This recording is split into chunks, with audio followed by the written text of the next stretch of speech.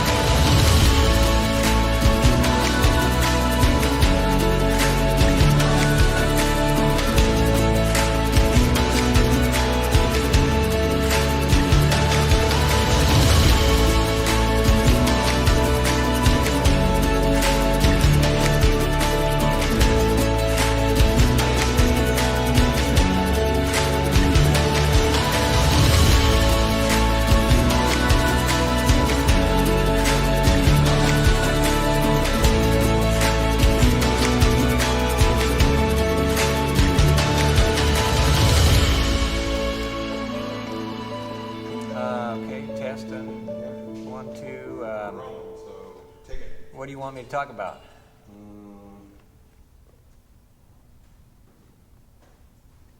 What got you started in aviation? Oh, that's easy.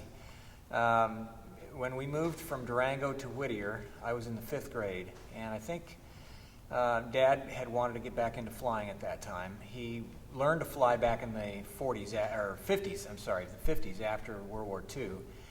And my mom wasn't interested in flying with him, so as soon as I expressed an interest to go out to fly with him, he started taking me out to Fullerton Airport. We rented 150s, and we started to fly an hour, maybe once a month. And I fell in love with it. Boy, the bug bit me really hard, and I was just chomping at the bit the next time we could fly. And so he pretty soon he let me fly right seat, kind of teaching me everything, and then pretty soon he shifted me over to the left seat. And up through the 6th grade, and then the summer between the 6th and 7th grade, we took a nice long trip, and just him and me. And I learned how to fly on that trip. So I was 12 years old, starting to do landings, takeoffs myself. He made me flight plan. He made me talk to the tower. He made me file the flight plans, and that was a really good experience.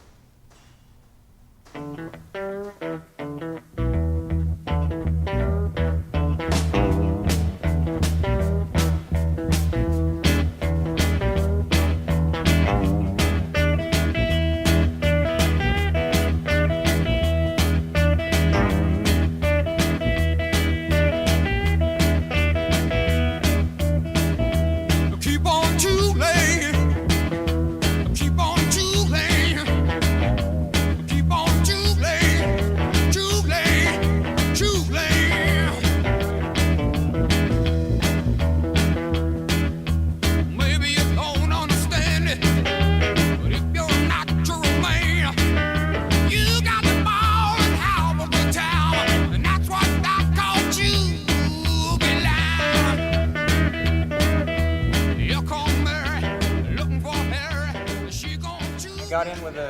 instructor, and they were just blown away about how much this kid knew already. I think I was 14 years old, 15 years old. So I couldn't solo, but definitely started flying with them and getting to know them. Well, the time finally came for me to get a real instructor and fly and go for my solo flight. I was 16. I took 4 flights with an instructor, and on the 5th he soloed me.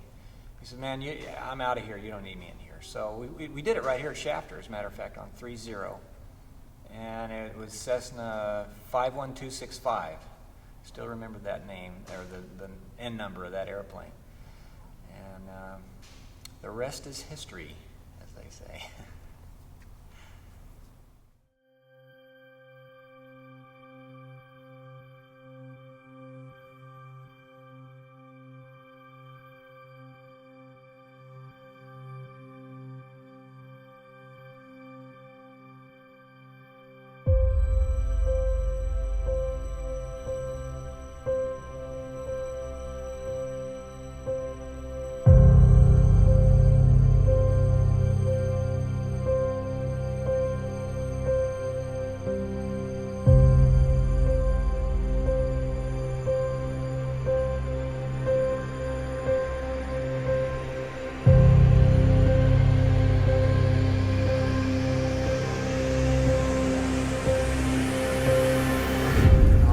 Forget, in about February or March of '71, I was a sophomore in high school, we got a National Geographic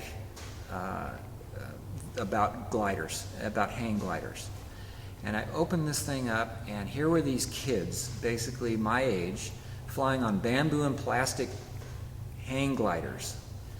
And I thought I had died and gone to heaven. Here I could, if I had one of these things, I could go fly anytime I wanted. I didn't have to have my mom take me to Tehachapi. I thought, I was made for this. Shortly after seeing the article in National Geographic, my friends and I ordered a set of plans. They were called the Bat Glider plans. And we asked the shop teacher at our high school if we could build the thing in his shop, and he said, "Sure, bring it in." I don't think that one flew very well. We flew it a couple of times, and we ended up breaking the keel on it. So I went back to the drawing board, and I thought, I could build a better one. This one was all hose clamped together, and it would set up differently every time. So I decided to design one of my own that was bolted together. And I tried a different keel. I tried shorter keel and a little bit higher wingspan, longer wingspan on the thing. So I was innovating at that time, still only 15 years old. But I built this thing, took it out, flew it, and it was very successful right from the get-go. It flew very, very well. And I spent the majority of my junior year and senior years flying that hang glider off the hills locally around Bakersfield.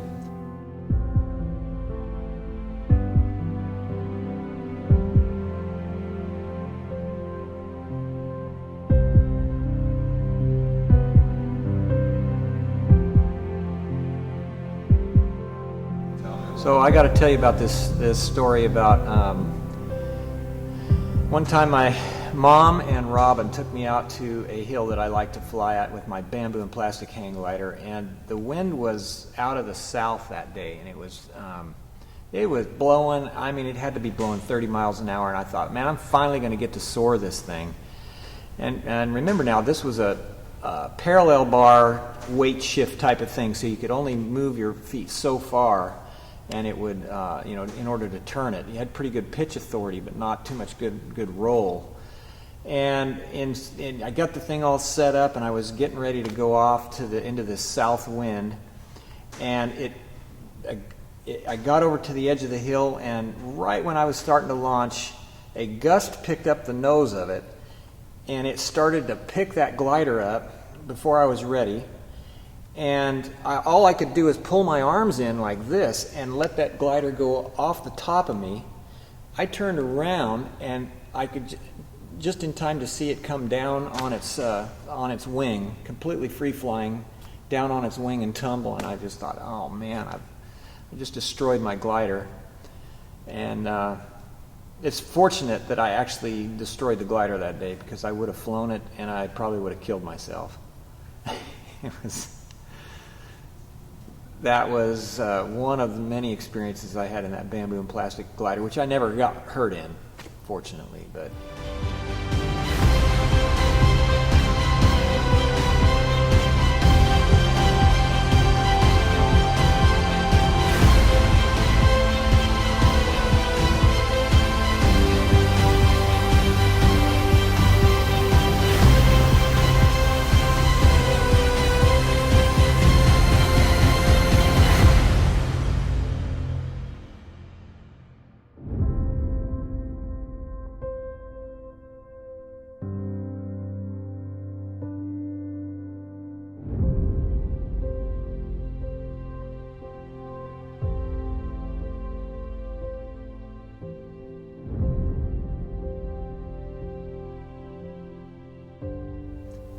I was very much still involved in hang gliding. I had my bamboo hang glider, and I also had a newer model aluminum hang glider that I was flying quite often.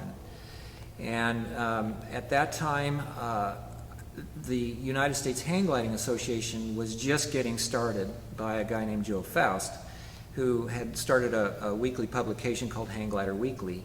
And he and I were in contact with each other at the very beginning there.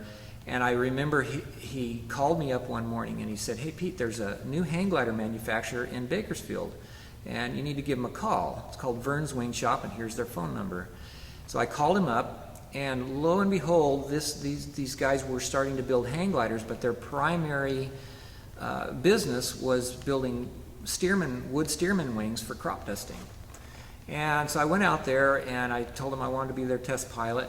And I applied for the job. They said, "Well, great, come on out. We'll fly this thing." It was just a horrible glider. It was terrible, and the owner's son almost got killed on the thing. So it pretty much folded up that part of that organization. And here I was without a job. I had just recently dropped out of college. I was 18 years old, and I said, "Well, I'd really like to do what you're doing. Can you teach me? I'd like to build wood wings." So they put me on as a shop sweeper and parts maker, cleaning hardware, and then eventually worked me into building these steerman wings.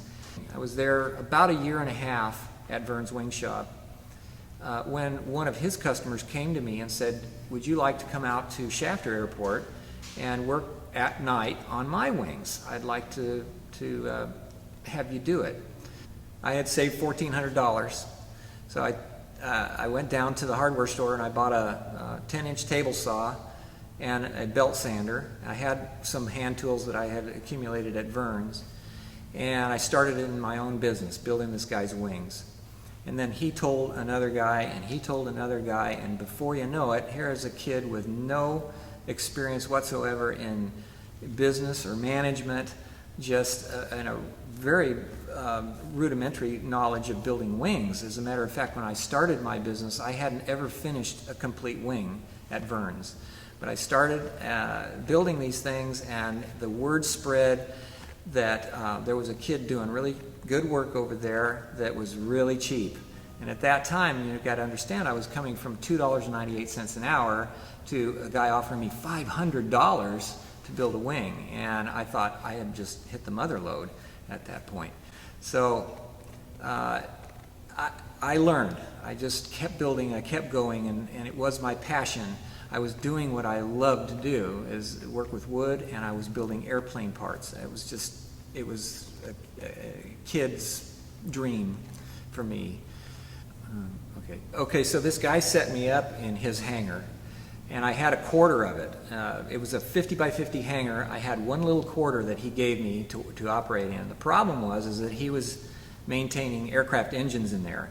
I was making sawdust, and the two didn't mix. So he had to get me out of there.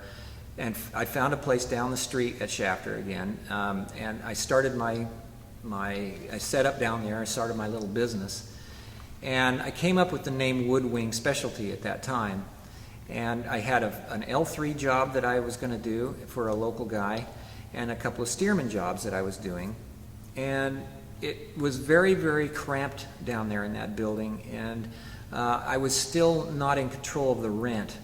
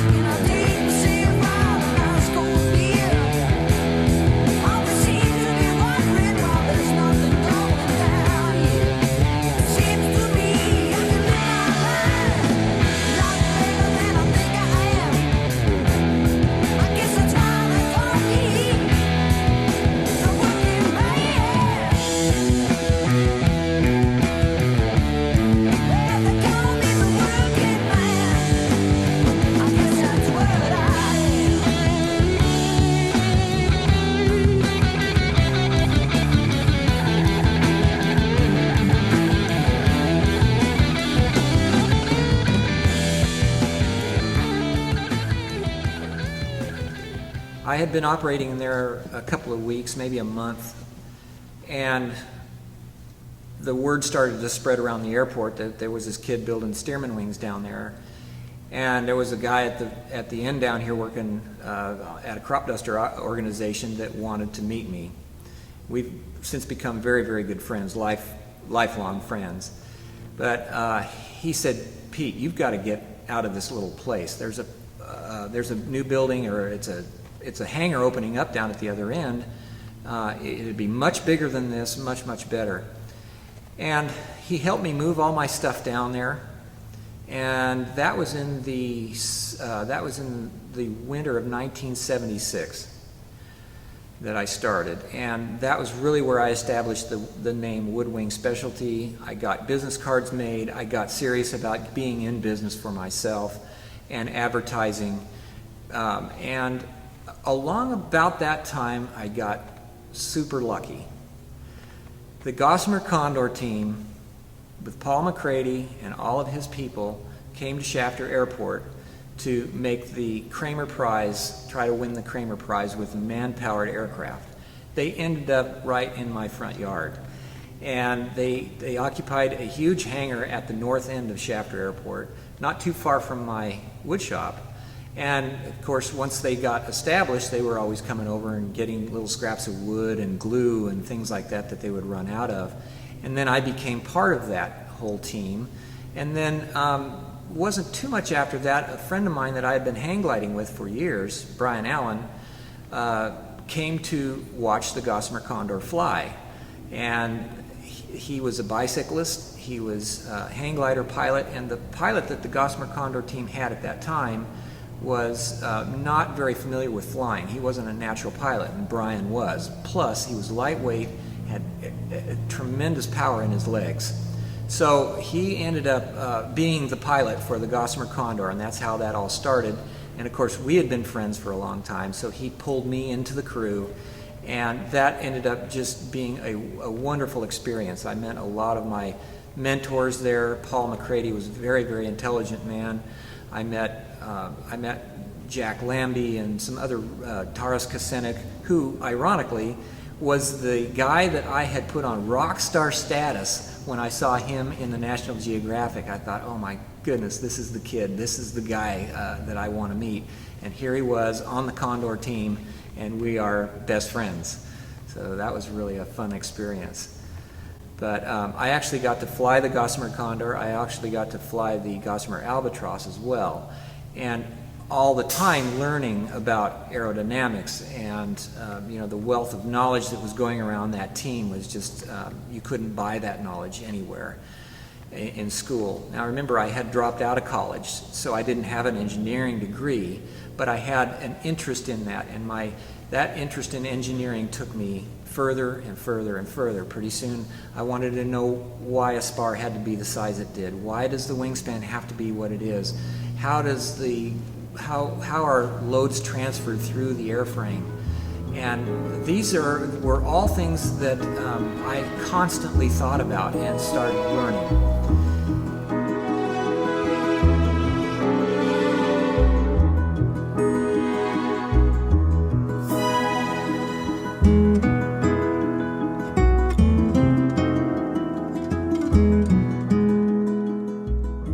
In 1977, I went to an air show in Chino, and David Carr had had a Volkswagen engine he had cut in half down there and made a two-cylinder opposed four-stroke engine. It was putting out about 30 horsepower, and I thought, that thing is perfect. I need to design an airplane that engine would fit in.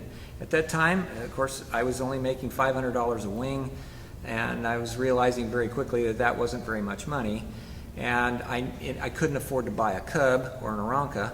So I decided I would design and build my own airplane and put a very low horsepower engine in it. It would burn less fuel, and I could fly in something that I had actually built. And that was a goal for me. I had always wanted to do that.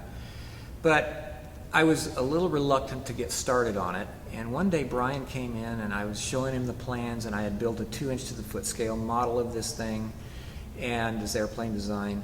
And he said, "Pete, just do it. Just start."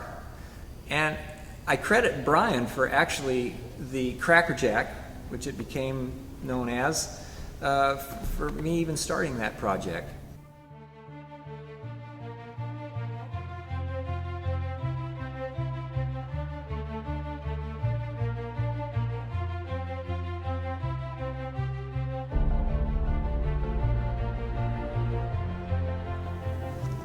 So I had built this 2-inch to the foot scale model. It flew real well. I had a name now, but I didn't have the confidence in my ability to build this airplane.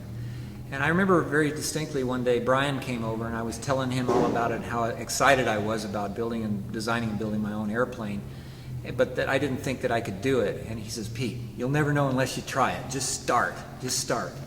And that's when I did. I built a fuselage jig first. I started building the fuselage sides, and the airplane eventually got built.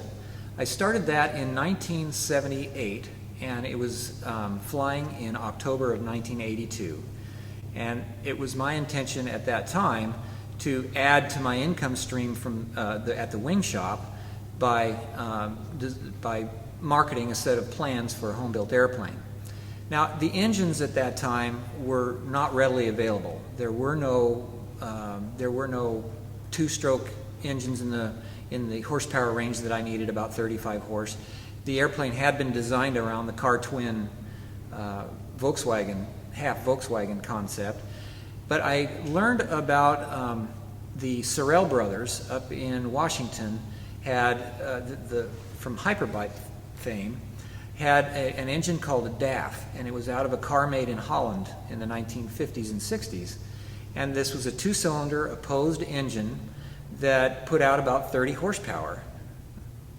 So I called the Sorrell brothers up, and I asked them about their DAF engine. And they said that they were going to go a different way, and they wanted to sell the whole thing, everything they had. So I bought all their DAF parts. My brother, being an A&P mechanic, and I put this engine together. It was a 750cc twin opposed 4-stroke engine that I put in the now completed Cracker Jack airframe.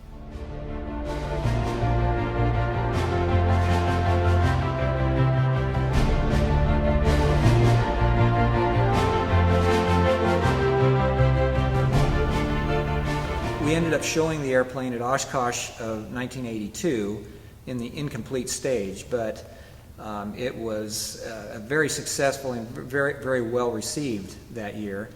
And as promised, I came back the next year with a flyable version, with it flying. So we got back from Oshkosh in October of 1982. I did the first test flights on the Cracker Jack. And my intent being to develop this into a kit and plans that I could sell for an additional income stream to the wing shop.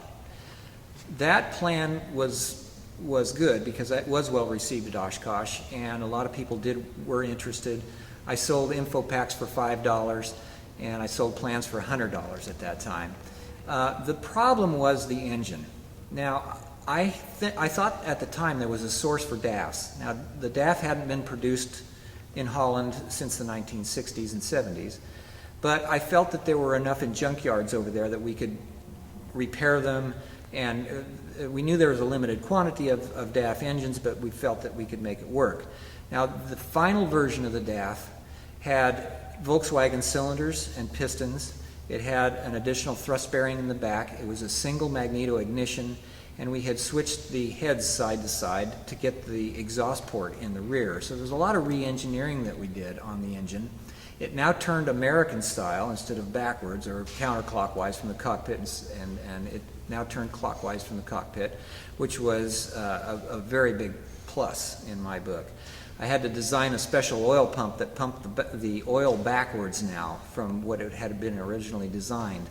But that engine was eventually, all the bugs were worked out, and it worked really, really well. And I flew that engine 200 hours in the prototype Cracker Jack. But it was still a big question in everyone's mind at that time. In the 1980s, we didn't have any two-strokes. We really didn't have any four-strokes that were readily available for people.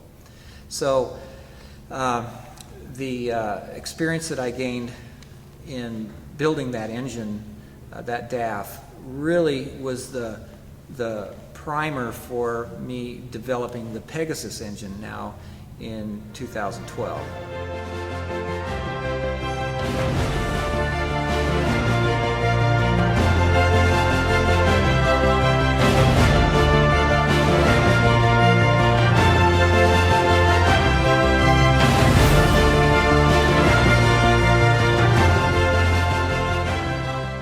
So the way I got the name Cracker Jack is I was out on the ramp in front of my shop flying a 2-inch-to-the-foot scale model one day, and this guy walked up and he says, "Well, that's a Cracker Jack of an airplane."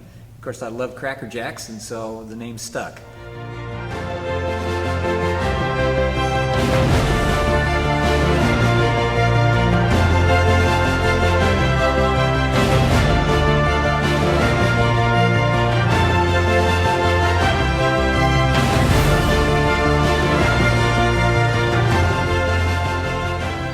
I had to get special permission from Borden, who owned the trademark of the Cracker Jack at that time, and they allowed me to put the sticker of the Cracker Jack sailor on my tail of the prototype only. They said as long as you don't infringe on our logo style or sell it as a Cracker Jack with that logo, you'll be fine.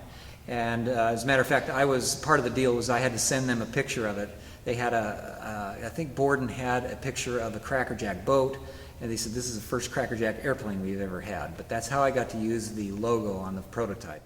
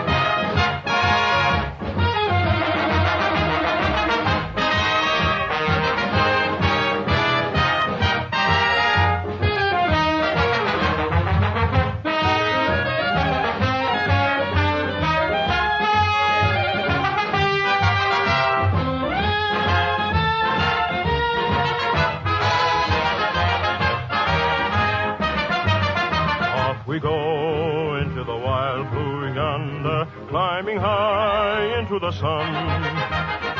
Here they come, zooming to meet the thunder. Adam boys, give it the gun. Down we dive, spouting a flame from under. Off with one terrible roar. We live in fame or go down in flame. Boy, nothing can stop the Army Air Corps. Clear! Clear! Contact! Contact! A toast to the host of those who love the vastness of the sky. To a friend we will send a message of his brother men who fly.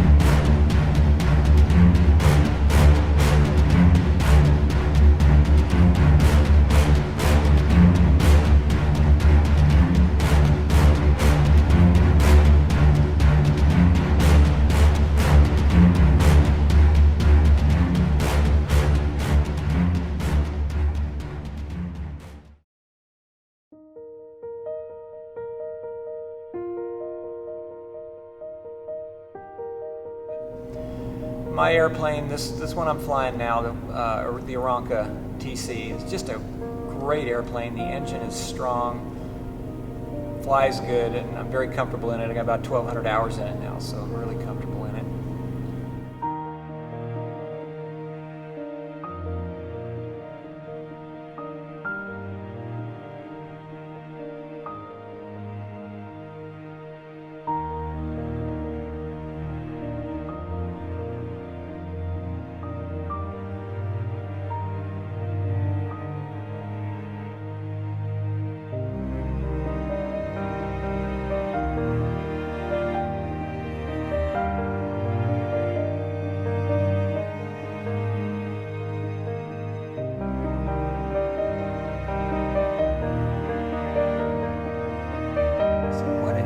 What I want you to do is get the feel of the prop stopping. What happens if the prop stops? So we climbed up to 5,000 feet, and we're chatting, and she said, well, you take it when the engine quits. I want you to have it. I said, okay, Sarah. Yeah, that's fine. Well, I start backing off the throttle, and without her knowing it, she's flying. Without her knowing, I reached over there and just clicked the thing off, the mag switch off. And the prop starts slowing down, and she says, boy, it sure is running slow. And I said, yeah, and then about that time, the prop stopped. She goes, oh my God, do you have it? And I said, no, Sarah, you've got it. Has anything changed? She goes, well, no. I said, well, fly it. Just fly the airplane. The engine stops, so what? You're in a glider now. And she circled around. I said, let's stay near the airport. So one of the tricks is, pick out your landing field now. And we were over the airport when I did this. So she said, okay, well, there's the airport. So I said, okay, just glide around. We're at 5,000 feet. You've probably got 10 minutes here. So do whatever you want. Do a stall. Pull it up into a stall. No, I don't want to. No, come on, let's do it. So we pull it up into a stall. It stalls. The airplane starts flying again, and everything's fine. Oh, well, that wasn't so bad. And, when we got in the pattern and landed, we taxied up. I could see her dad walking out to the ramp, thinking, what happened? Why is the engine stopped? But I steered over toward him and taxied up, here completely dead stick, rolled up to him and stopped, feet away from him and said, prop please, and he gets out there, he flips us, and away we go. We went up for some more, but he got down, when we got down on the ground, he says, that's priceless stuff. Nobody does that anymore. And being glider rated, it was no big deal to me. So I enjoy giving that experience to people that, you know, they freak out if the engine quits, but it's really nothing to freak about. So.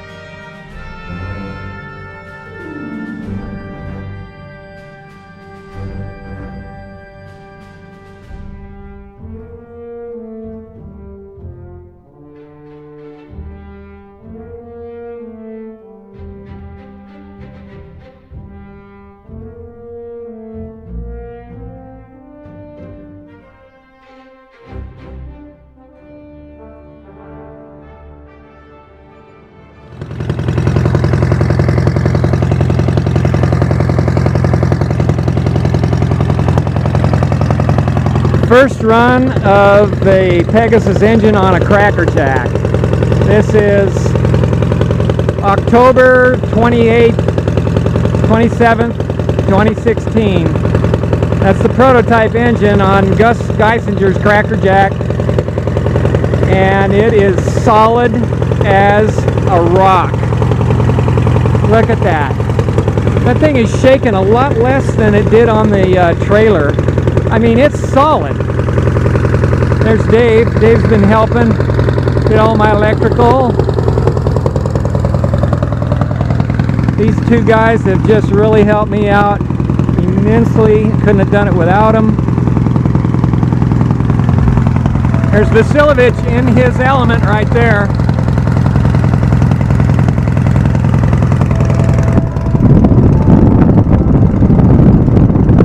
I'd tell you to do a mag check, but it's either on or off.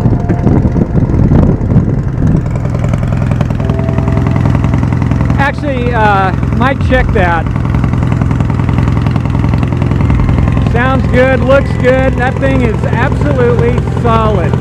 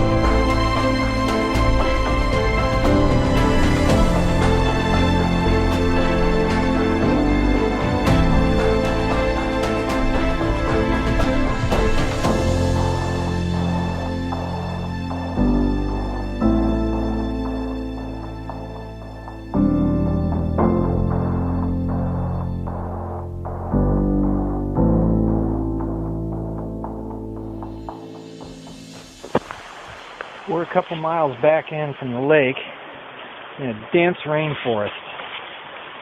And there's Sitka spruce trees all around here, but they're not very big. A lot of western hemlock in here. And we're trying to get back to a big grove of spruce trees back up in here. They're large Sitka spruce, although I haven't seen any very big ones here for a while. But this is just an amazing hike.